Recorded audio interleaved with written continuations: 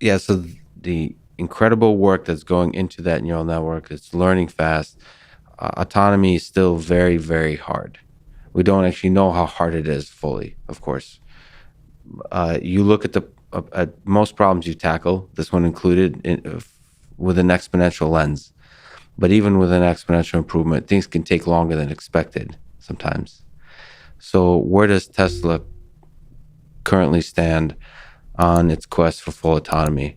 What's your sense? When can we see successful deployment of full autonomy?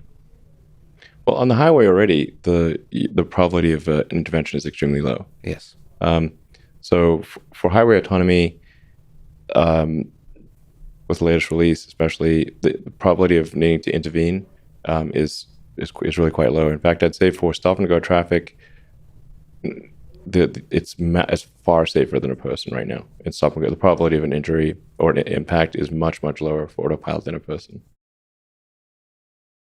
And then with navigating autopilot, it can change lanes, take highway interchanges, and then we're coming at it from the other direction, which is low speed, full autonomy. And in a way, this is like, it's like, how does a person learn to drive? You learn to drive in the parking lot. You know, first time you learned to drive probably wasn't jumping on Market Street in San Francisco. That'd be crazy. You learn to drive in the parking lot, get things right at low speed, and then the missing piece that we're working on is traffic lights and stop streets. Stop streets, I would say, actually also relatively easy because you kind of know where the stop street is. Worst case, you can geocode it and then use visualization to see where the line is and stop at the line to eliminate the GPS error.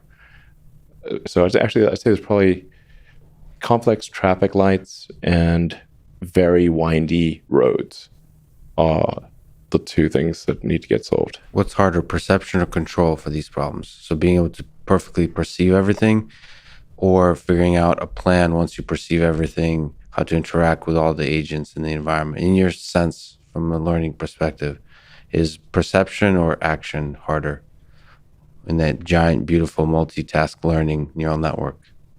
The hardest thing is having accurate representation of the physical objects in vector space. So taking the visual input, primarily visual input, some sonar and radar, and then creating an accurate vector space representation of the objects around you.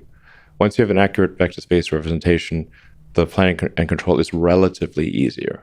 That is relatively easy. Basically, once you have accurate vector space representation, then you're kind of like a video game, like cars in like Grand Theft Auto or something. Like they work pretty well. They drive down the road. They don't crash. Pretty much unless you crash into them.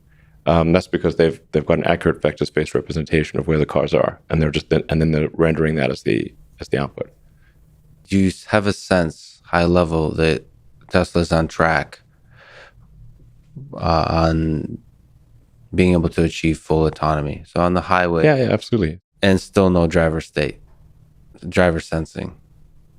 And we have driver sensing with torque on the wheel.